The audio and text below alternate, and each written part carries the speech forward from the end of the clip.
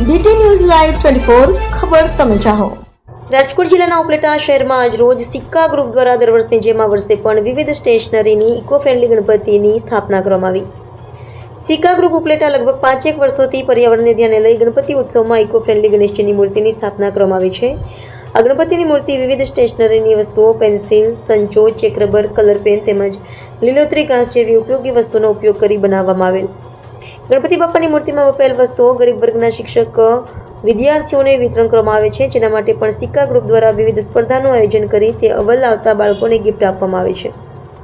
ગરીબ વર્ગના બાળકોને વિનામૂલ્યે આવી તમામ સ્ટેશનરીની વસ્તુ ઉપયોગમાં આવે તે હેતુથી આવું જિલ્લા લેવલનું આયોજન કરવામાં આવે છે। તેમજ ગણેશ સ્થાપનાના દિનની રોજ સાંજે આરતીનો પણ ભવ્ય પ્રોગ્રામ કરવામાં આવતો હોય છે, જેમાં પ્રસાદી પણ રાખવામાં આવે છે। આ આકર્ષણ ગણપતિની મૂર્તિ જોવા માટે ઉપલેટા તાલુકાના ગામડાઓમાંથી લોકો આવે છે। આ ગજાનંદી સુંદર પ્રતિમાથી પ્રેરણા લઈ સર્વે ગ્રુપને આવો જ વિચારધારણા રાખવી જોઈએ અને વિસર્જન નહીં સર્જન રૂપે ગરીબ બાળકોને લાભદાયક થાય। રિપોર્ટર આસિફ ખોખર, ઉપલેટા।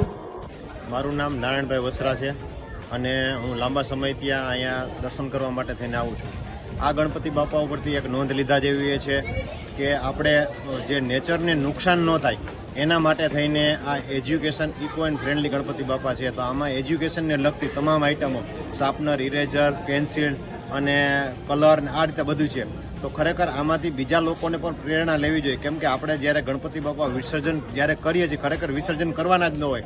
આપણે 5 દિવસ, 7 દિવસ, 9 દિવસ ધામે ધૂમે આરતી કરીને એની સાથે આપણે રંગે ચંગે આપણે એની ઉજવણી કરીએ છીએ અને છેલ્લે જ્યારે વિસર્જન થાય છે ત્યારે નદી, નાળા, તળાવ, પાણી પ્રદૂષણ કરીએ છીએ અને ત્યારે એ મૂર્તિઓની જ્યારે આપણે હાલત જોઈ છે ત્યારે આપણે એમ થાય છે કે આપણે આ ગણપતિ બાપાનો પર્વ આવી રીતે ઉજવીએ છીએ તો ખરેખર ગણપતિ બાપાનું વિસર્જન થતું જ નથી, કેમ કે ગણપતિ બાપા છે એ સર્જનકારક છે। એટલે આ રીતના ગણપતિ બાપા હોય તો આમાંથી જે બાળકોને જે પ્રસાદી સ્વરૂપે પેન્સિલ, ઇરેઝર, ચેક રબર જે બધું આપવાનું આવે એનાથી એક નવી પ્રેરણા, નવી ઉર્જા, નવી ઉમંગ અને આવનારી જે નવી પેઢી છે એને પણ ખ્યાલ આવે કે આપણે આ રીતનું જે કોઈ પ્રકારના પર્વ ઉજવીએ આ રીતે ઉજવવા જોઈએ। ગણપતિ બાપા મોરયા। મારું નામ આનંદી બાણગોરિયા છે। અમે જૂના બસ સ્ટેન્ડમાં રહી છીએ। જૂના બસ સ્ટેન્ડમાં અમે 13 વર્ષથી સિક્કા ગ્રુપના ગણપતિનું આયોજન કરીએ છીએ। એ ગણપતિ અમે પેન્સિલ, ઇરેઝર, શાર્પનર એવી સ્ટેશનરીની વસ્તુથી બનાવીએ છીએ અને છેલ્લે પછી વિસર્જન થાય એટલે કોઈ ગરીબ બાળકોને જે સ્કૂલમાં ભણતા હોય બાળકો એ બાળકોને આપી દઈએ છીએ। ને અમારો અહીંયા રોજ અલગ અલગ જેટલા દિવસ અમે રાખીએ એટલા દિવસ અલગ અલગ પ્રોગ્રામ રાખીએ છીએ। ચિત્ર સ્પર્ધા છે, વેશભૂષા છે, આરતી ડીશ કોમ્પિટિશન છે, એ બધા જુદા જુદા પ્રોગ્રામ રાખીએ અને બીજા બાળકોને, બીજા લોકોને બધાને પ્રોત્સાહન મળી રહે અને એને એક સ્ટેજ મળે એનું વ્યક્તિત્વ પૂરું પાડવા માટે।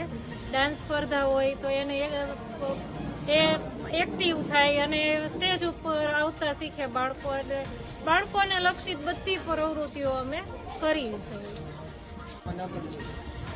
મારું નામ અશ્વિન સોલંકી, ઉપલેટા મુકામે સિક્કા ગ્રુપ દ્વારા આયોજિત ગણપતિ મહોત્સવ, જેની અંદર eco and educational friendly Ganapati મહોત્સવમાં છેલ્લા 10 વર્ષથી અંદાજિત 80 થી 90 હજાર જેટલી અભ્યાસિક પ્રવૃત્તિની અંદર ઉપયોગી થાય એવી ઇરેઝર, શાર્પનર, પેન્સિલ, કલરના દ્વારા ગણપતિનું સ્થાપન અને નિર્માણ કરવામાં આવે છે।